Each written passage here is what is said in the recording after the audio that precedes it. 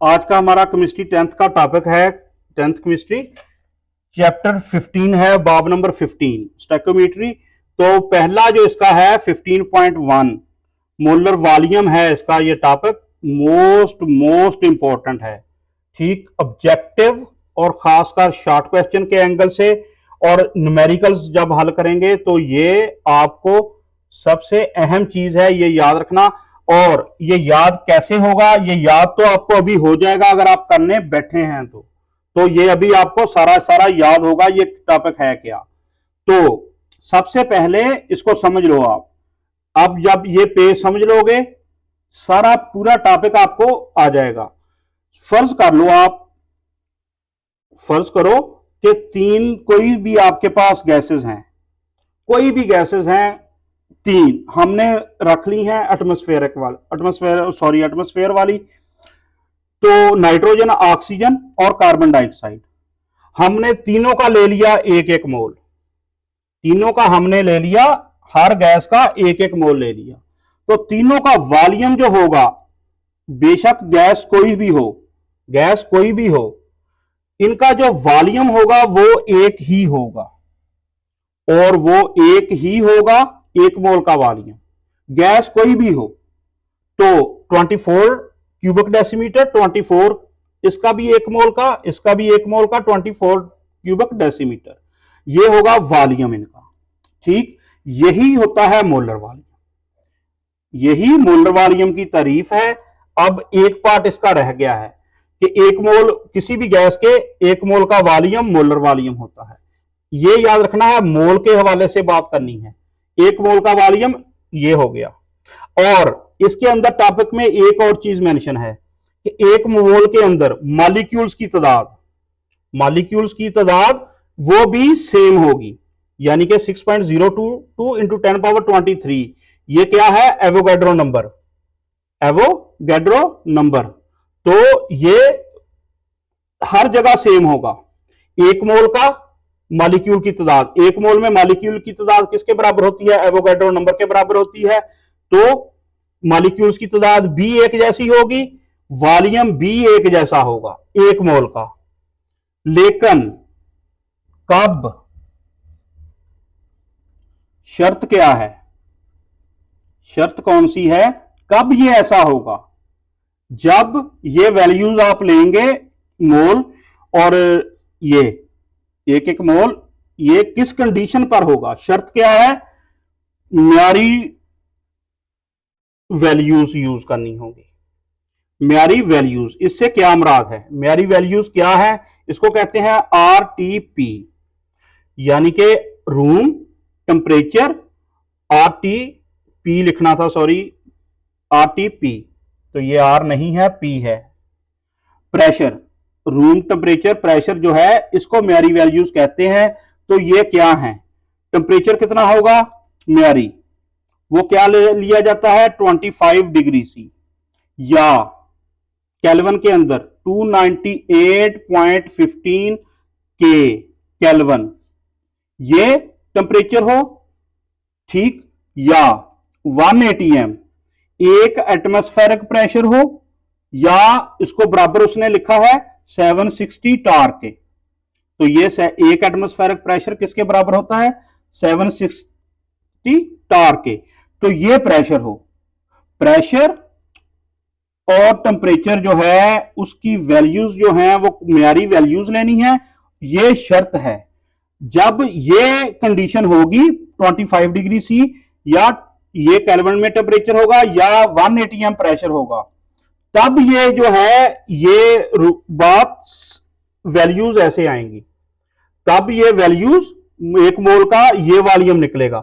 अगर इनमें तब्दीली हो गई, अगर इन वैल्यूज में तब्दीली हो गई तो यहां भी तब्दीली हो जाएगी, तो वॉल्यूम चेंज हो जाएगा।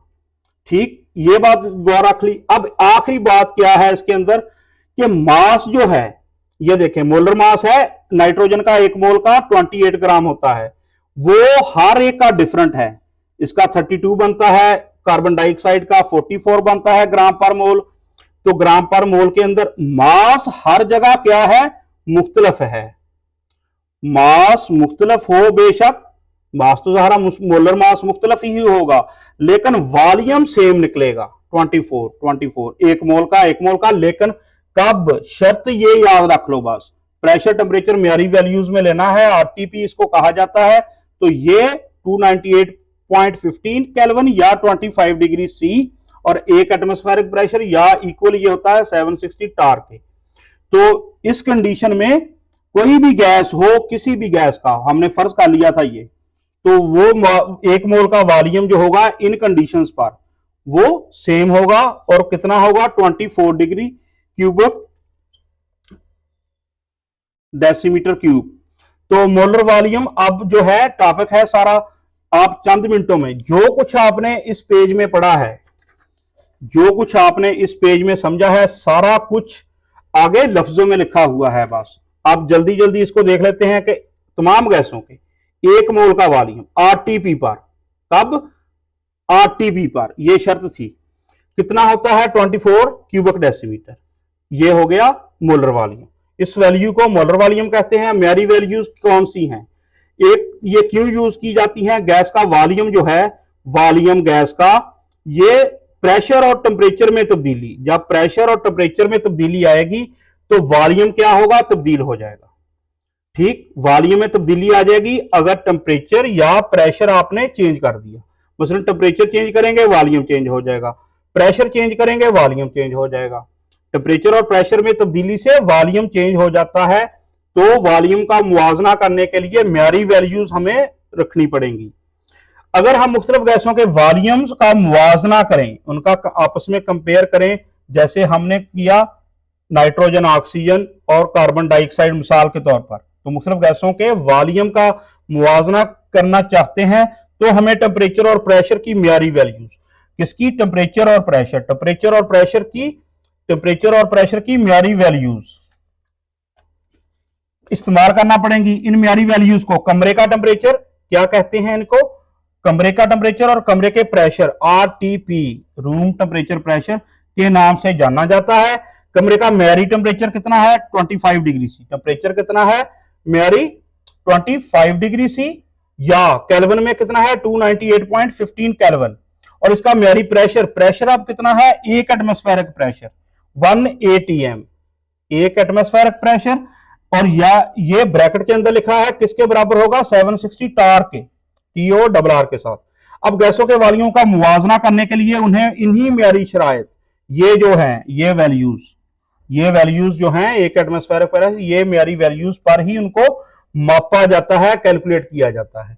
अब वजाहत क्या है, 3-4 पॉइंट हैं खासकर, और वही है जो हम सबसे फर्स्ट पेज में, वही बातें जो हमने सबसे फर्स्ट पेज में देखी वही अब होंगी रिपीट, यही सारे पॉइंट अब रिपीट होंगे।